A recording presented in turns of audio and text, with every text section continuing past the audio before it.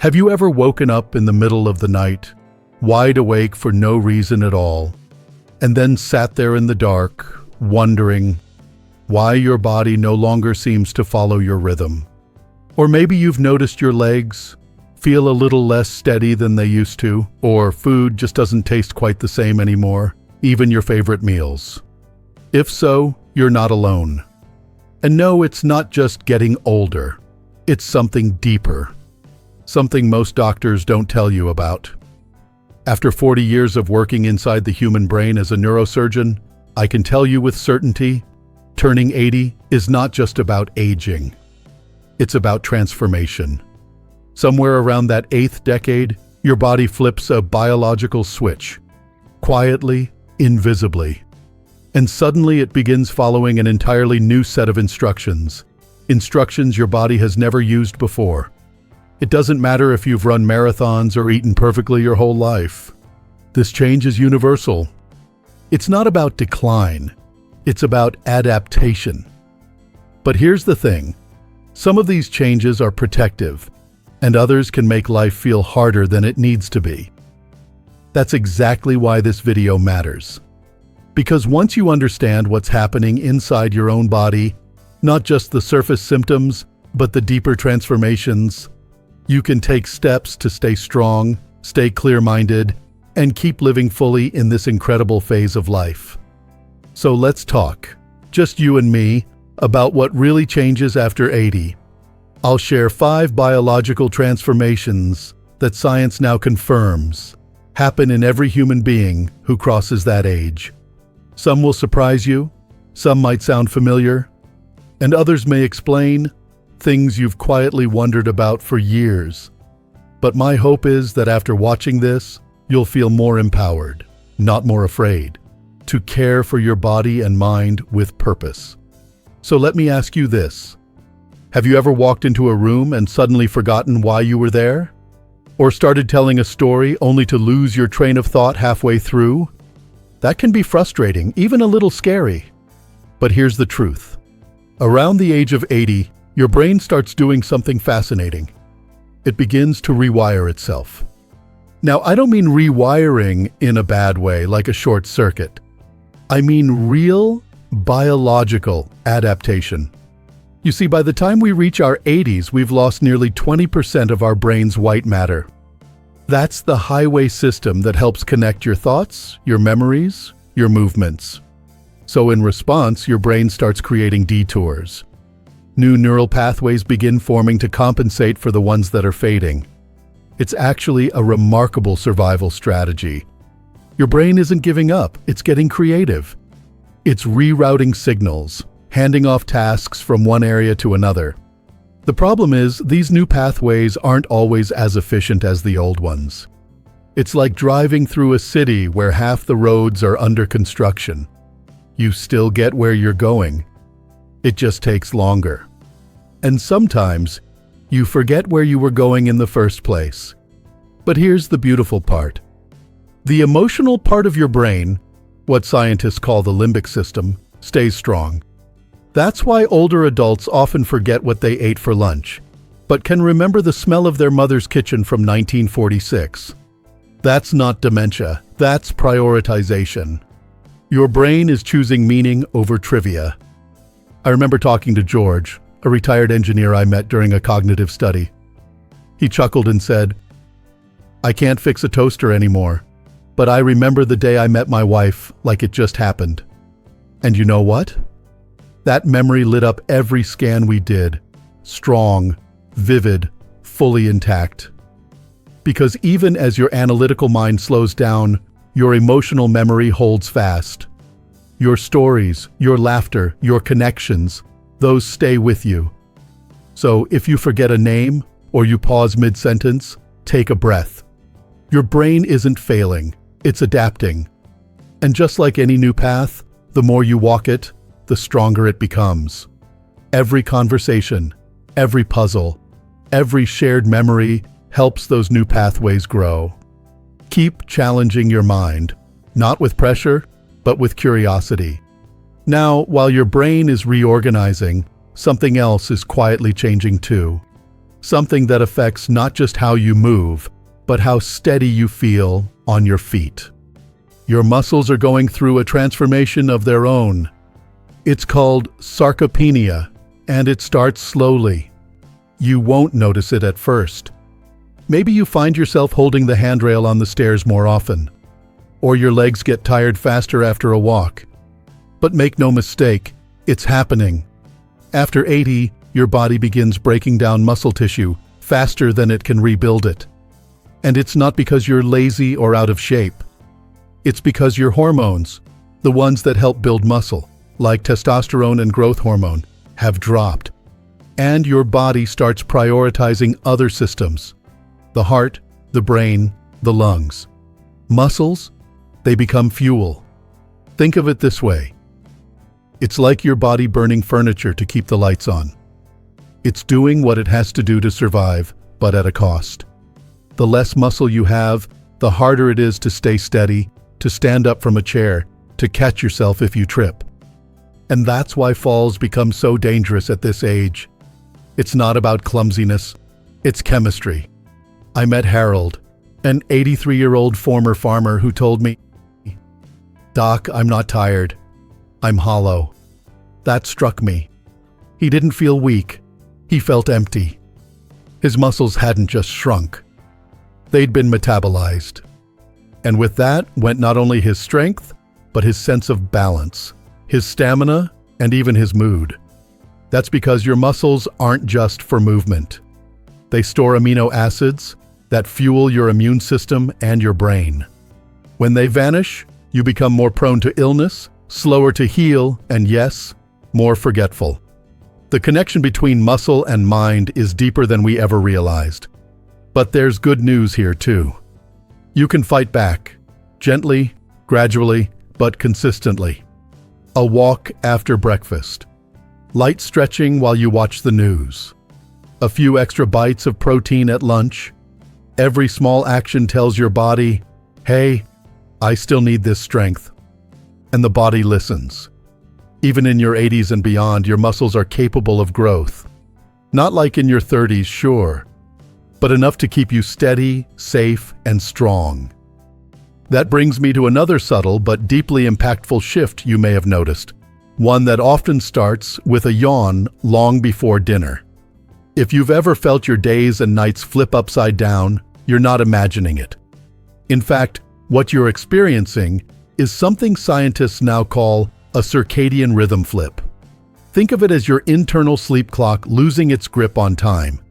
You might start feeling drowsy earlier in the evening, only to find yourself wide awake at 3 in the morning, staring at the ceiling while the rest of the world is asleep.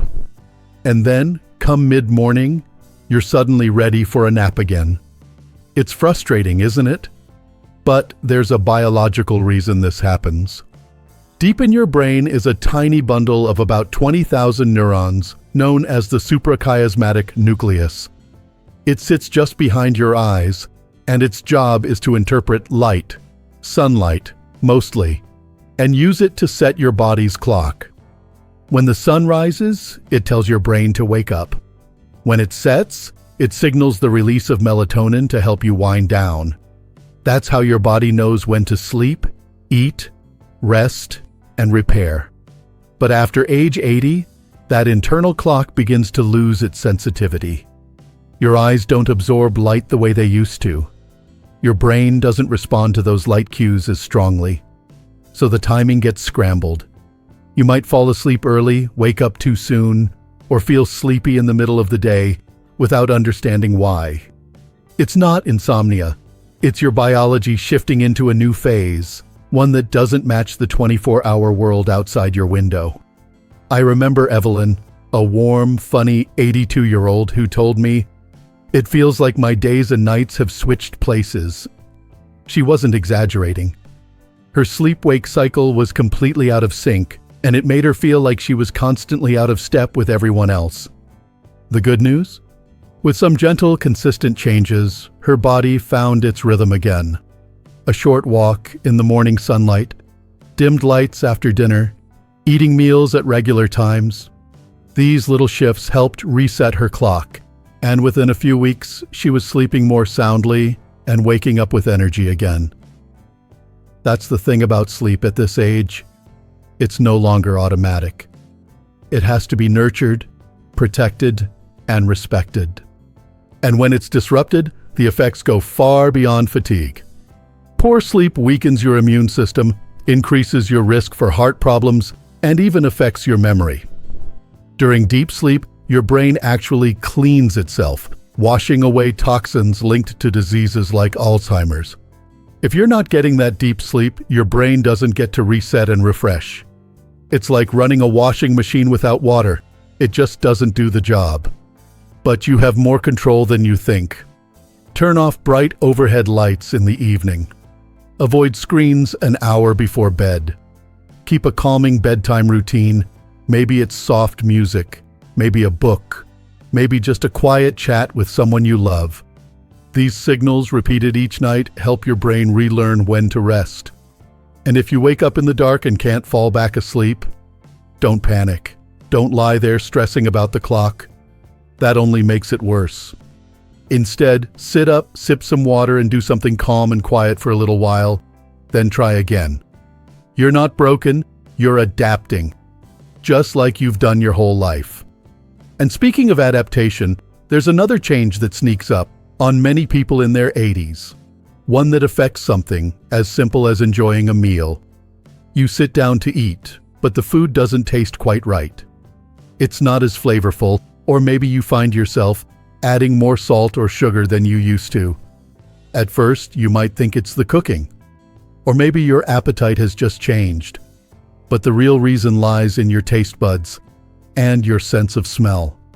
By age 80, most people have lost about 70% of their taste buds. These tiny sensors, which once helped you savor a juicy peach or your favorite roast chicken, begin to flatten and die off. Normally, your body replaces them every 10 days or so.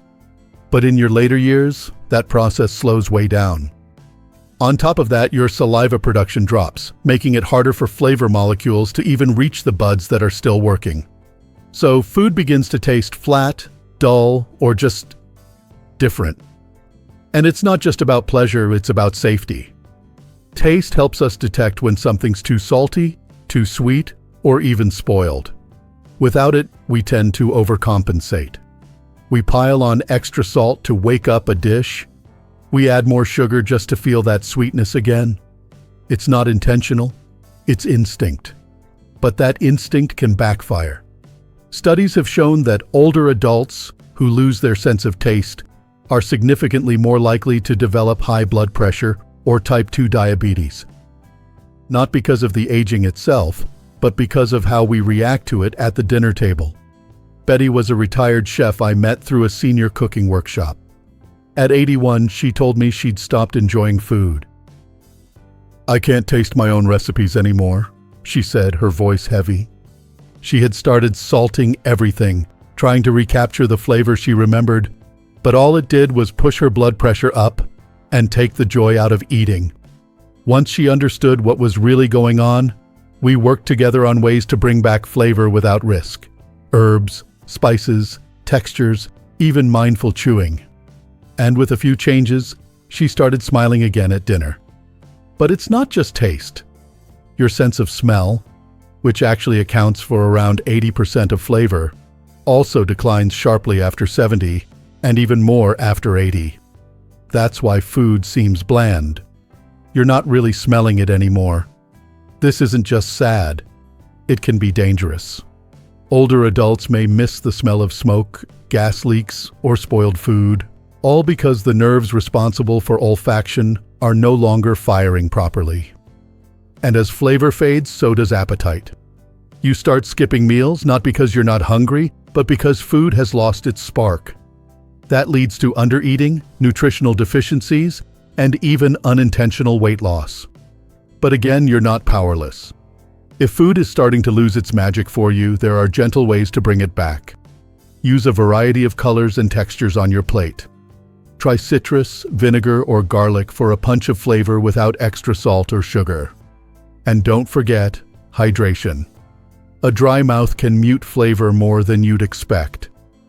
Your relationship with food doesn't have to end at 80. It just needs a little reimagining. Eating well is still one of the most powerful ways to keep your body strong and your spirit lifted. Meals are more than fuel. They're a ritual of connection, of memory, of life. And that brings us to something we often forget is part of that ritual: our skin. It's with us at every meal, every hug, every moment under the sun. And in your 80s, your skin is undergoing a transformation too, one that says more about your body's memory than you might think. Because your skin, more than any other organ, remembers everything. Every sunburn from your youth, every scratch, every scar. But after you turn 80, something quietly changes. Your skin doesn't just wrinkle, it forgets. It forgets how to heal the way it used to. Now you might notice it with something as small as a paper cut. Maybe you scrape your hand on the edge of the counter, and weeks later, it's still there. Red, open, and slow to fade. Or maybe you've seen bruises that seem to come from nowhere, just blooming under the surface without any clear cause. That's not just aging skin. That's your skin losing its biological memory. You see, when we're younger, our skin cells, especially the fibroblasts, respond quickly to injury. They rush to the site, rebuild collagen, and seal the area like a well-rehearsed emergency crew. But by the time we reach our 80s, those same cells start wandering. They arrive late. They forget where to go. It's like the blueprint for healing has faded, and now they're guessing. I remember Margaret, an 83-year-old woman I met during a routine checkup. She showed me a tiny cut on her hand. "It's been 3 weeks," she said, a little embarrassed. "I clean it every day, but it just won't close." And there was no infection, no diabetes. Just slow, confused skin trying its best to remember a job it once did without thinking. And the reason goes even deeper. Scientists call it epigenetic drift, a fancy term that means the instructions your skin cells use to follow have started to blur. Imagine trying to build a house with a blueprint that's smudged and missing pages. That's what your skin is working with after 80. On top of that, your skin becomes thinner, nearly 20% thinner than when you were 40. Your blood vessels stiffen, circulation slows down, and collagen, the protein that gives your skin strength, drops dramatically. In fact, studies show that collagen production declines by up to 75% between the ages of 25 and 80. So now, even a small bump can break blood vessels and leave behind large, dark bruises, sometimes called senile purpura. They're not dangerous, but they can look alarming. And they're a clear sign that your body's scaffolding isn't what it used to be. But here's what matters. Slower healing doesn't mean no healing. Your body still wants to repair itself. It just needs more time, more help, and more care. Gentle sun exposure in the morning can help stimulate your skin's natural rhythms. Vitamin C, whether through food or supplements, supports collagen production. Staying hydrated keeps your skin supple and responsive. And some studies have shown that low-level light therapy, yes, literally a special kind of red light, can help kickstart wound healing in seniors by reactivating those sluggish fibroblasts. It's not vanity, it's communication. When your skin takes longer to bounce back, it's your body's way of saying, "I remember less, I need more support." And when you begin giving your body that support, through movement, through mindful rest, through nutrition and care, something beautiful happens.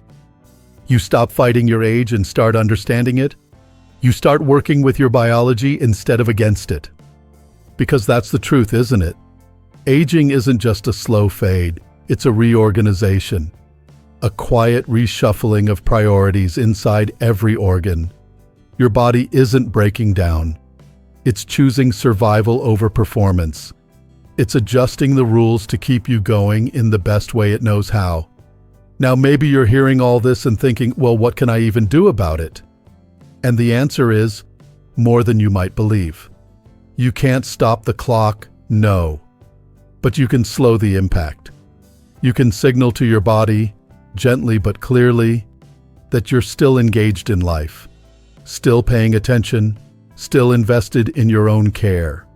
You don't need to run a marathon. You don't need to lift heavy weights or go on a strict diet. What you do need is consistency. Stretch your legs in the morning sunlight. Eat real food with flavor and color. Talk to someone who makes you laugh. Read something that makes you think. Sleep when your body tells you it's ready, not when the clock says you should. These aren't just habits, they're instructions. They're messages to your body that say, keep adapting. I'm still here. Because you are. You're still here. And that matters. Now let's take a quick breath together. Just pause. Inhale and exhale. Notice how even that small act, just breathing with awareness, reminds your body that you're present, that you're not done learning, growing, or healing. I know this stage of life comes with its share of frustrations. Things change, sometimes too fast, other times not fast enough. But every decade you've lived has taught you something about resilience. This one is no different.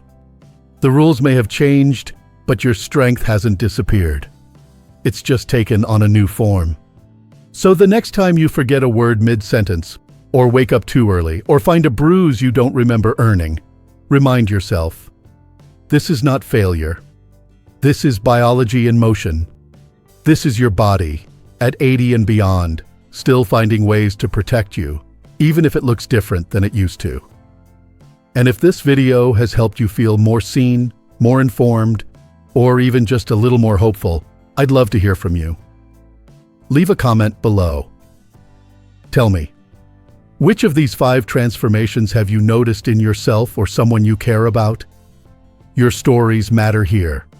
My team and I read every single one. Because this channel, Strong Elderly Life, isn't just about science. It's about community. It's about thriving through change together. So if you found this valuable, give it a thumbs up. Share it with a friend, a sibling, or even your doctor. And don't forget to subscribe for more content like this. Practical, personal, and always rooted in real medical science you can understand. Most of all, I hope you leave today feeling not weaker, but wiser. Because getting older isn't the end of the story. It's just the body turning the page to a new chapter. And in this chapter, you still get to write what comes next. Here's to living your best life at every age.